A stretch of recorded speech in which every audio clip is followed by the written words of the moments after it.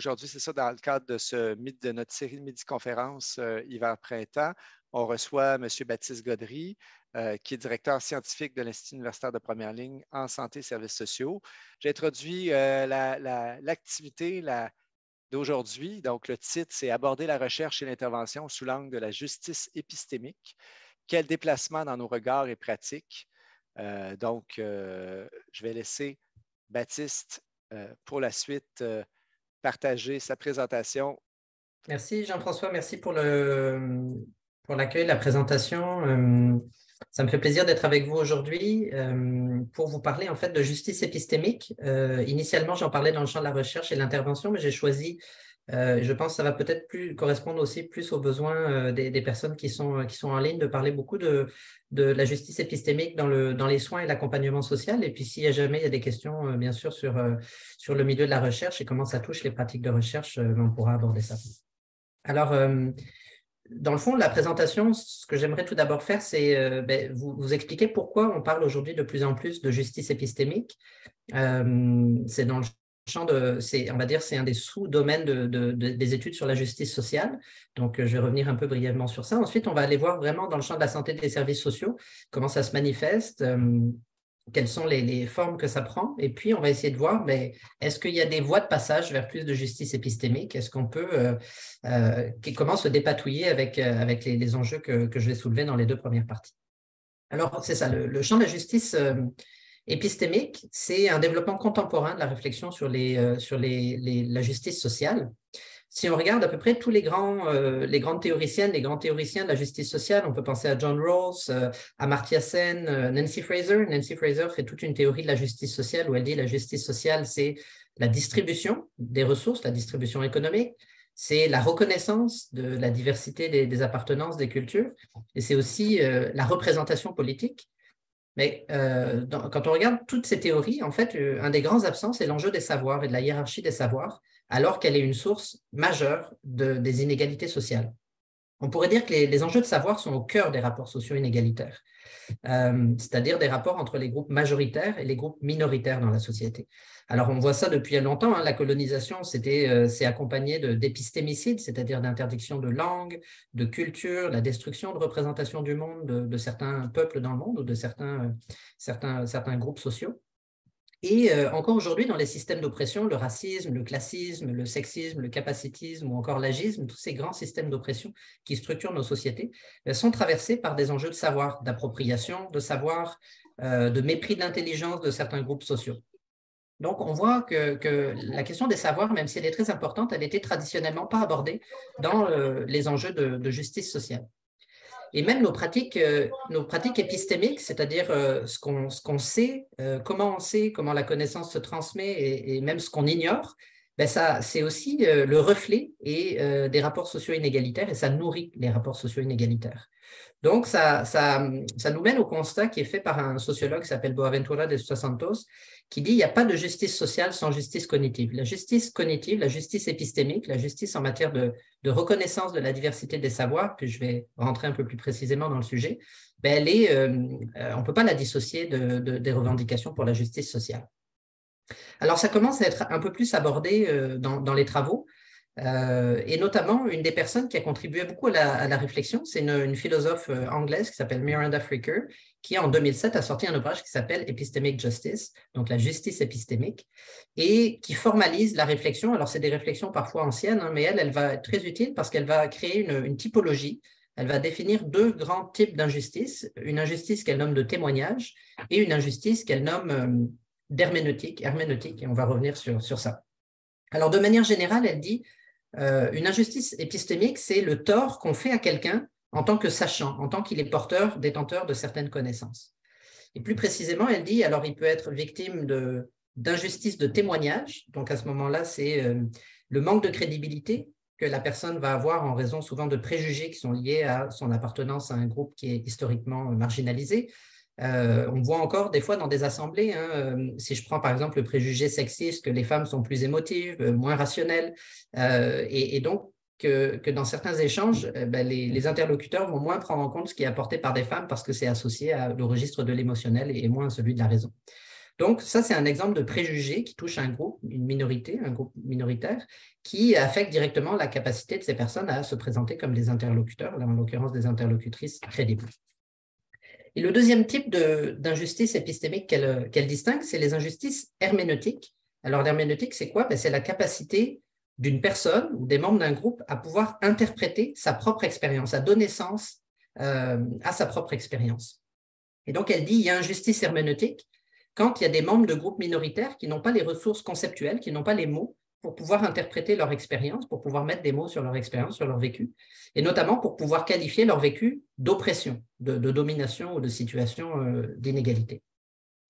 Elle dit aussi qu'il y a injustice herméneutique quand les personnes ont ces ressources conceptuelles, mais qu'elles ne les mobilisent pas, ou encore que les personnes ont ces ressources conceptuelles, qu'elles les mobilisent, mais que ces ressources conceptuelles ne sont pas reconnues par leurs proches, par des professionnels, par des gestionnaires et d'autres personnes. Alors, quel exemple je peux donner de ces ressources conceptuelles? Mais si on regarde dans les luttes féministes, il y en a beaucoup dans l'histoire des luttes féministes, beaucoup de termes qui ont été inventés, des concepts, des termes qui ont été inventés pour désigner les inégalités, les violences sexuelles et de genre. C'est le cas du harcèlement sexuel.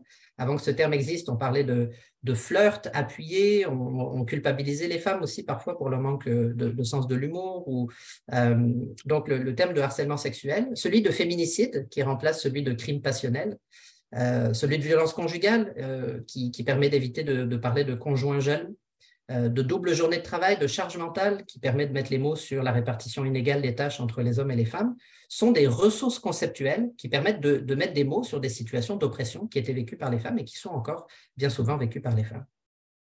Donc, la réflexion sur les injustices épistémiques, c'est bien sûr enrichi de plein d'autres développements. On n'est pas juste resté avec la proposition de Miranda Fricker de distinction. Par exemple, il y a le terme de plus en plus de silenciation qui est utilisé dans la littérature, qui désigne l'ensemble des mécanismes dans les interactions interpersonnelles qui conduisent à faire taire une personne, à diminuer sa capacité à faire entendre sa voix. Donc, la silenciation, souvent, ça peut être de plein des manières. Ça peut être par l'ironie, ça peut être par des attaques ou de la décrédibilisation du statut de la personne. Ça conduit la personne souvent à vivre de la violence, à vivre des reproches, des moqueries, et ça la conduit à ne plus prendre la parole, donc à une certaine autocensure. Donc, tous ces mécanismes-là, effectivement, font partie de l'étude des mécanismes qui produisent des injustices et des inégalités épistémiques. Justement, je pense que c'est important de distinguer ces deux termes. Parfois, on parle dans la littérature de l'un et on les prend comme synonymes. Moi, je les distingue. Le terme d'inégalité épistémique, pour moi, c'est vraiment l'idée que selon notre appartenance à notre statut social, on va nous accorder une considération ou non à notre parole, à nos savoirs. Donc, si vous êtes en haut de la hiérarchie sociale, on va certainement vous accorder beaucoup de crédibilité. Et en bas de la hiérarchie sociale, peu de crédibilité. Donc, ça, c'est vraiment des inégalités épistémiques. C'est objectivable, on peut l'observer, on peut regarder par exemple que dans le cabinet des médecins, les patients systématiquement sont interrompus en moyenne après les médecins, après une vingtaine de secondes quand ils commencent à parler. Donc là, on est vraiment en présence d'un mécanisme qui est systémique, c'est-à-dire on a d'un côté des professionnels de la santé, de l'autre des patients, et on peut voir à ce moment-là, ça c'est une moyenne, mais selon le diplôme, selon le genre, est-ce qu'il y a des traitements qui sont différenciés? Puis on s'aperçoit qu'il y a des personnes qui se font moins couper la parole ou plus tardivement par les médecins parce qu'ils en imposent plus, parce qu'ils arrivent à raconter ce qui leur est arrivé de manière linéaire, avec moins d'émotions. Ils ont un schéma narratif qui correspond plus aux attentes des professionnels. Et ensuite, donc ça, c'est ce qui a trait aux inégalités épistémiques. Et ensuite, il y a les injustices. Les injustices, c'est ce qui est vécu par les personnes ou c'est ce qui est jugé par un observateur extérieur. Alors, le juste et l'injuste, c'est situé, bien sûr, par rapport à un observateur ou par rapport à une personne qui vit cette situation. Et c'est aussi situé dans le temps. Il y a des choses aujourd'hui qu'on trouve injustes, qu'on ne trouvait pas justes dans le passé. Et parfois, il y a des situations où il y a des inégalités épistémiques, c'est-à-dire qu'on accorde moins de crédibilité à une personne en raison de son statut social, mais elle-même ne le voit pas comme une injustice. Donc, on va dire que les situations d'injuste ou de justice ou d'injustice sont disjointes des situations qu'on peut objectiver d'inégalité épistémique. Alors, là, j'ai planté un peu le décor là, sur le sujet, sur l'émergence des préoccupations entourant la justice épistémique, quelques définitions, essayer de vous situer comment on avait pu les appréhender, même si je ne suis pas rentré beaucoup dans le détail. Là, on va essayer de voir ensemble quand on les applique au champ de la santé et des services sociaux, qu'est-ce qui nous permet d'observer? Quelles sont les réalités qui sont recouvertes par ces enjeux? Alors, ça commence à être relativement bien documenté dans le champ de la santé et des services sociaux. De plus en plus d'études prennent ce cadre théorique pour regarder ce qui se passe, pour regarder les mobilisations, par exemple, de patients-patientes, pour regarder les échanges, les interactions entre personnes accompagnées et puis professionnels de la santé et des services sociaux. Alors, on observe, par exemple, qu'il y a des études qui rendent compte de la mise à l'écart des témoignages qui sont attachés au registre de l'émotion. On en revient à l'émotion, vous allez voir, c'est assez central quand même dans les injustices épistémiques, ou qui ne sont pas racontés de manière linéaire. Donc, ça se constate notamment au regard des signalements d'effets secondaires de médicaments par des patients. Et pendant longtemps, les signalements qui étaient faits auprès des professionnels étaient souvent déconsidérés. Et on a créé dans certains pays des plateformes de déclaration directe des patients pour contourner le fait que souvent, les effets qui étaient rapportés, les effets indésirables qui étaient rapportés aux professionnels soignants, les professionnels soignants ne les rapportaient pas ou n'en prenaient pas compte, ne faisaient pas remonter en quelque sorte ces signalements. Donc, on a créé des plateformes où les patients eux-mêmes, les patientes elles-mêmes peuvent signaler ces effets secondaires auprès des autorités sanitaires. Les plaintes des femmes sont moins entendues que celles des hommes, en particulier dans le cas de la douleur chronique, ça c'est bien documenté, et ça se cumule bien sûr avec les difficultés socio-économiques, la présence ou non de troubles psychiques, les statuts migratoires, donc, qui en quelque sorte complexifient en quelque sorte la capacité d'une personne à se faire reconnaître. On a aussi les témoignages mis de côté en raison de représentations négatives associées à certains diagnostics. C'est le cas clairement des diagnostics de santé mentale où des personnes se présentent aux urgences médicales et une fois que la personne à l'accueil prend connaissance du dossier psychiatrique, redirige dans certains cas les personnes vers la psychiatrie alors qu'elle se présente pour un besoin physique, mais finalement elle n'est pas écoutée ou elle n'est pas prise au sérieux dans sa plainte douloureuse. Donc, on voit ici que l'absence de reconnaissance de la parole, le déficit de crédibilité qui touche certains groupes, aboutit à des situations parfois de non-recours aux soins, de rupture de communication, et aussi se traduit par des conséquences négatives sur la santé, sur le bien-être des personnes concernées. Là, j'ai surtout parlé de cas de situations où on parle d'absence de crédibilité. Si j'y vais un peu sur l'herméneutique, donc tout à l'heure, ce que je disais, la capacité des personnes à interpréter leur propre expérience avec des mots, des outils qui rendent justice à leur vécu. On peut citer l'exemple des outils cliniques qui sont parfois utilisés dans le milieu hospitalier, par exemple, mais y compris dans des CCCUS, dans certains programmes, des échelles de qualité de vie qui échouent à rendre compte de ce qui importe le plus pour les patients ou les patientes ou les personnes accompagnées. Ces outils sont souvent fondés sur des normes de santé, des normes biomédicales qui permettent une objectivation ou une action dans le cadre des compétences des professionnels, mais qui peuvent trahir ou ne pas refléter les valeurs ou les réalités qui sont vécues par les personnes accompagnées. Donc, dans ce cas, les personnes finissent par se soumettre à des cadres interprétatifs ou à des normes qui sont conçues pour elles, mais sans elles, et qui amènent une difficulté à faire émerger ou reconnaître leurs propres normes. Si on parle de bien-être ou de qualité de vie, c'est comment la personne définit sa qualité de vie. Est-ce que cette échelle permet de recoupe partiellement ou pas du tout, ou complètement, ce que la personne voit comme étant sa qualité de vie. Donc, on voit ici que qualité de vie, ça renvoie à la vision du monde, à quelque chose qui est très situé à la personne, et qui n'est pas nécessairement pris en compte dans des outils qui ont une autre finalité, qui sont des outils produits par des soignants, souvent pour des soignants. Et puis, je voulais vous parler d'un exemple, là aussi, ceux d'avant n'étaient pas issus nécessairement de mes travaux, mais celui-là, c'est quelque chose que j'ai pu observer. Donc, c'est le cas de la participation de représentantes d'usagers dans un comité aviseur des programmes de santé mentale d'un établissement du réseau de la santé des services sociaux. Et là, il y a, on va dire, deux choses qu'on peut noter par rapport à notre sujet d'aujourd'hui. C'est tout d'abord le double standard sur les émotions. Souvent, les usagères dans ce comité de gestion de cet établissement arrivaient en colère, indignées par des situations qu'elles avaient pu constater, et puis leur colère était pathologisée, elle avait pour fonction de décrédibiliser les personnes qui l'exprimaient, alors qu'en fait c'était une colère qui était tout à fait légitime, souvent ancrée dans une analyse de leur situation. Elle était donc rationnelle, ce n'était pas une colère irrationnelle, c'était une colère qui était nourrie par des constats. Et d'autre part, certains gestionnaires, certains intervenants que j'ai rencontrés m'ont témoigné vivre de la frustration, de la colère, d'avoir parfois tapé du poing sur la table, d'être exaspérés devant des dysfonctionnements organisationnels de leur organisation. Et eux voyaient ça comme de la colère rationnelle. Donc là, il y a vraiment un double standard sur les émotions. Ce ne sont pas toutes les émotions qui sont décrédibilisées, mais elles sont décrédibilisées selon qui est porteur de ces émotions et qui exprime ces émotions. Et l'autre point que je voulais vous apporter, c'était que dans ces discussions sur ce comité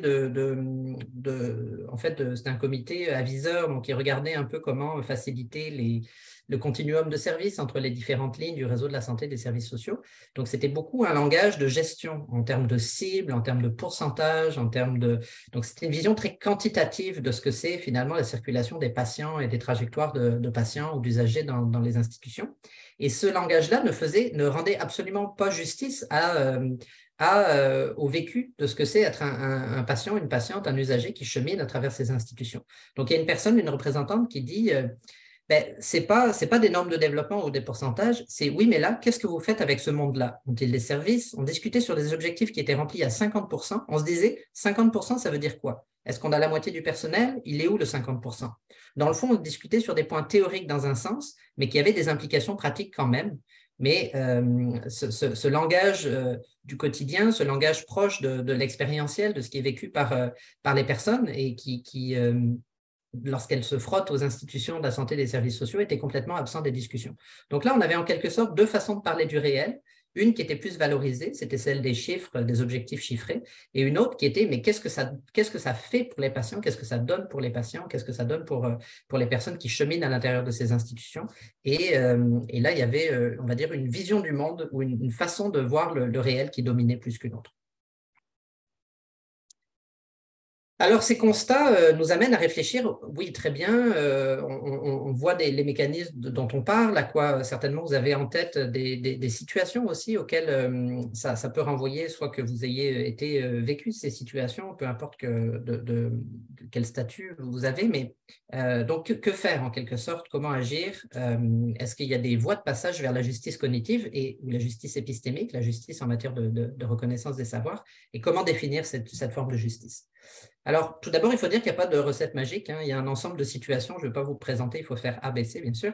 Mais il y a un ensemble de situations, de pratiques existantes ou à mettre en place qui sont aussi parfois à étudier, mais qui ont des effets ambigus. Donc, elles ne sont pas, même quand on pense qu'elles ont des effets positifs, il y a aussi des effets ambigus auxquels il faut prêter attention. D'emblée, la piste réductrice, ce serait d'envisager l'ensemble des enjeux dont je vous ai parlé comme étant des enjeux à placer sous le seul point de vue de la communication. Et l'idée, ce serait, voilà, il y a des problèmes de communication, il y a des problèmes on va dire de langage, et on va certainement former des professionnels à être plus ouverts, à faire attention aux problèmes de littératie aussi de certains groupes. Alors, ces problèmes de littératie sont réels, mais on ne peut pas résumer l'ensemble des obstacles et des barrières dont on vient de parler et des rapports de pouvoir dont on vient de parler à l'enjeu de la littératie ou à l'idée d'avoir des communications plus ouvertes.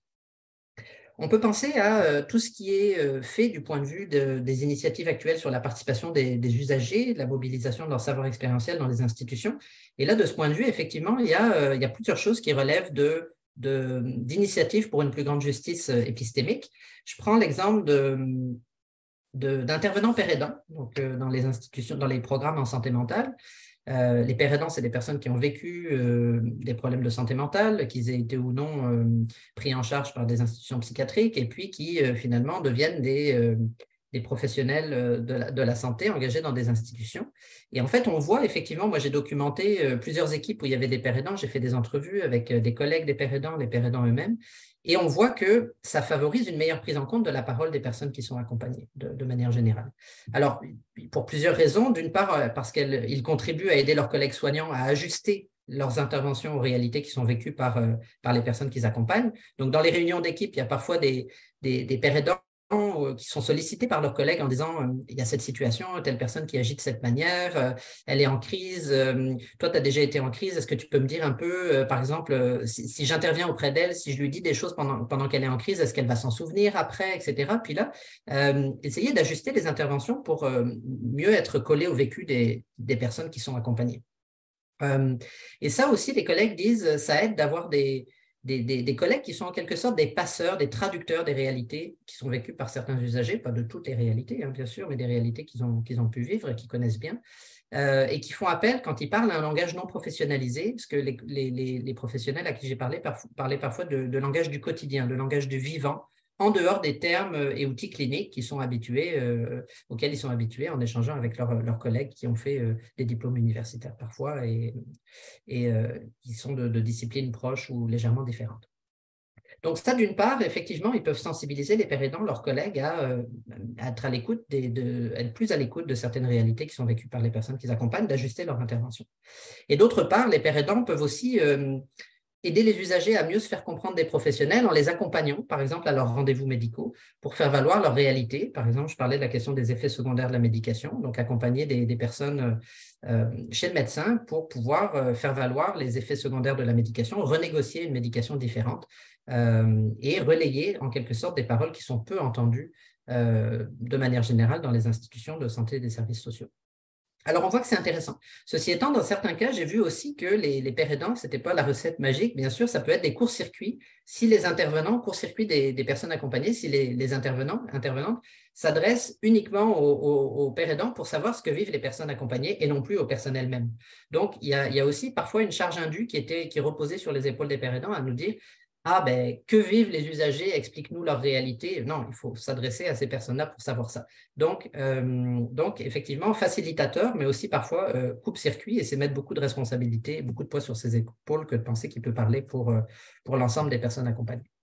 Donc, la participation des usagers, on le voit avec cet exemple, n'a pas un effet magique. Les enjeux de pouvoir entre le personnel soignant et les personnes accompagnées, les contraintes organisationnelles et la hiérarchisation des savoirs sont susceptibles de neutraliser l'apport de ces nouveaux savoirs, de ces savoirs qu'on appelle parfois expérientiels ou issus du vécu des personnes. Donc, si on veut aller au cœur du problème, il faut toucher les rapports entre les savoirs et entre les personnes qui les détiennent. Et plusieurs obstacles, bien sûr, touchent cette reconnaissance, en tout cas concernent cette reconnaissance des savoirs expérientiels. Ce sont souvent des savoirs qui sont plus invisibilisés par rapport à des savoirs professionnels qui sont plus formalisés. Il y a aussi un enjeu, c'est celui de l'élitisme. Ce serait de finalement choisir parmi les usagers, les usagères, les personnes jugées les plus compétentes du point de vue des personnes qui vont collaborer avec eux, du point de vue des personnes qui les font participer, que ce soit des chercheurs-chercheuses, des professionnels de la santé. Et on sait que les personnes qui appartiennent aux classes moyennes et supérieures, qui sont socialisées au langage des professionnels et aux savoirs médicaux, sont souvent plus susceptibles d'être recrutées pour s'impliquer dans les institutions de santé et dans les services sociaux. Donc, ça a pour effet de mettre de côté des savoirs expérientiels qui sont détenus par des groupes sociaux les plus marginalisés ou ayant des problèmes de santé ou des problèmes sociaux qui sont moins courants que les problèmes sociaux ou les problèmes de santé qui sont vécus par des groupes majoritaires. Alors, effectivement, les personnes ne possèdent pas toutes les mêmes compétences pour faire valoir leur savoir et donc il faut avoir des conditions organisationnelles pour soutenir la capacité de ces personnes à pouvoir échanger et mettre de l'avant ces savoirs. Également, un autre enjeu, je pense, qui peut nuire à la question de la participation et à la reconnaissance, la mobilisation des savoirs expérientiels, c'est les modèles de participation qui individualisent la participation et donc les voix des personnes. Et pour contrebalancer ce défi de l'individualisation, un des enjeux, c'est de faire émerger des réalités qui sont plus collectives, des enjeux qui sont éthiques, qui sont sociopolitiques, qui sont vécus par des collectifs de patients ou d'usagers, non simplement par des individus.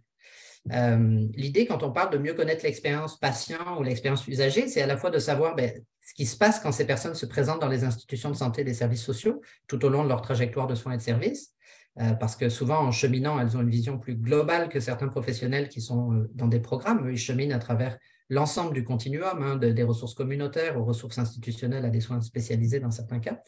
Mais aussi, c'est en apprendre plus sur les effets qu'ils constatent ou l'absence parfois d'effets des interventions ou des soins dans leur vie quotidienne.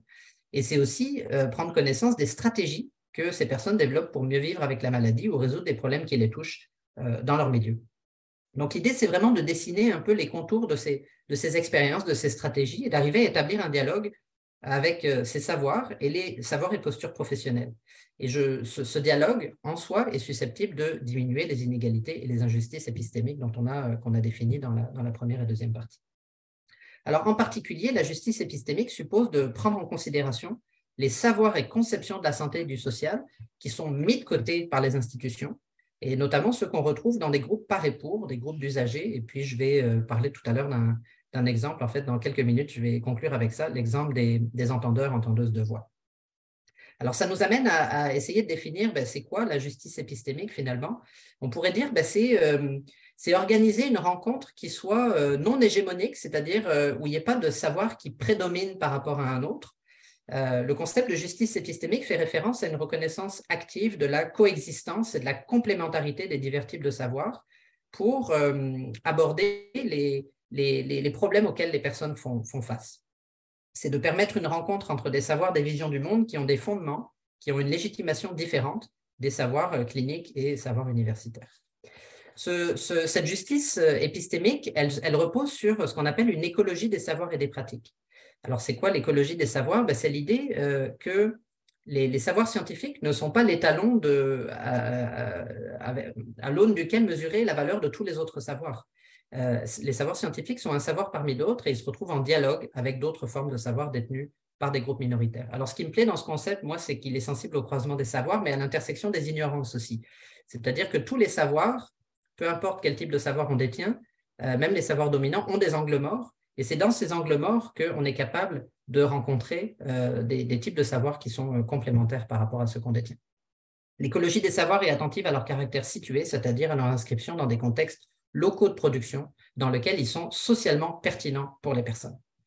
Et l'écologie des savoirs propose une vision de l'apprentissage et de la co-construction des savoirs qui ne repose pas sur l'oubli de ses propres savoirs au profit des savoirs dominants, mais sur l'altération réciproque, sur l'hybridation des savoirs. Donc l'idée qu'en se frottant, en se considérant réciproquement, ces savoirs vont finir par s'hybrider en quelque sorte et davantage se féconder réciproquement. Et l'exemple typique de ça, moi, que j'ai pu observer, c'est l'exemple des groupes d'entendeurs, entendeuses de voix que vous connaissez peut-être. Moi, j'ai pu observer le fonctionnement, faire des entrevues aussi avec des personnes qui vont dans ces groupes. Et en fait, un des présupposés de ces groupes, c'est l'idée que chaque personne arrive en pouvant interpréter les voix ou les perceptions sensorielles qu'elle a